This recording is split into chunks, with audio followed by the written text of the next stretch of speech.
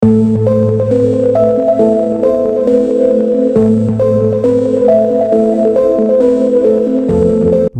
sebuah meriam modern yang mampu menghantam sasaran sejauh puluhan kilometer, lalu dalam hitungan menit berpindah posisi sebelum musuh sempat membalas.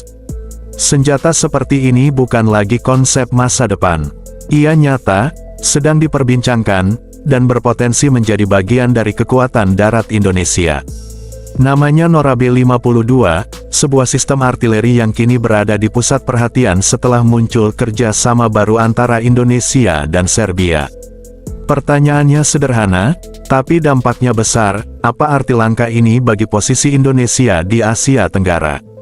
Indonesia dan Serbia telah menandatangani kerjasama militer, dan fokus utamanya mengarah pada satu sistem senjata, artileri Nora B-52 buatan Serbia. Sistem ini menggunakan kaliber 155 mm, dipasang pada kendaraan beroda ban, bukan rantai. Konsepnya jelas, tembak cepat, berpindah cepat. Dalam 1 menit, Nora B-52 mampu melepaskan sekitar 4 hingga 6 peluru, dengan kru relatif kecil, hanya 4-5 personel. Bobotnya sekitar 28 ton, dan dengan amunisi khusus, jangkauan tembaknya bisa mencapai sekitar 50 km. Kerjasama ini masih berada di tahap awal. Belum ada kontrak resmi, belum ada pengumuman jumlah unit, dan belum ada pengiriman. Namun arah pembicaraan sudah sangat jelas. Indonesia serius menjajaki opsi ini.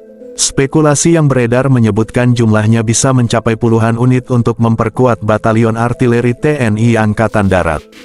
Jika benar terwujud, ini akan menjadi lompatan signifikan dalam kemampuan tembak jarak jauh Indonesia. Alasan ketertarikan Indonesia cukup logis. Artileri beroda ban menawarkan mobilitas tinggi. Dibandingkan sistem berat berantai, kendaraan seperti Nora B-52 jauh lebih cepat berpindah posisi dan lebih fleksibel di berbagai medan. Untuk negara kepulauan dengan wilayah luas dan infrastruktur yang beragam, mobilitas semacam ini adalah keuntungan besar. Artileri bisa ditempatkan di titik-titik strategis dengan lebih efisien, tanpa bergantung pada jalur khusus. Namun kerjasama ini bukan hanya soal teknis militer. Ada pesan politik yang kuat di baliknya. Dengan membuka jalur ke Serbia, Indonesia menunjukkan bahwa ia tidak lagi bergantung pada pemasok tradisional. Ini adalah sinyal kemandirian dan fleksibilitas dalam memilih mitra pertahanan. Di tingkat kawasan, penguatan artileri jarak jauh akan meningkatkan daya gentar Indonesia. Negara-negara lain di Asia Tenggara akan melihat bahwa Indonesia serius menjaga keseimbangan dan stabilitas regional.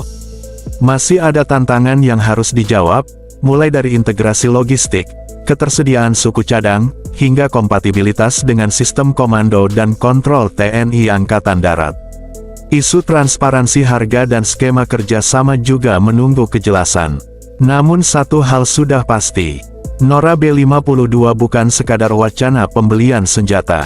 Ia adalah simbol langkah strategis Indonesia, memperkuat kekuatan darat sekaligus menegaskan posisinya sebagai kekuatan regional yang mandiri dan adaptif.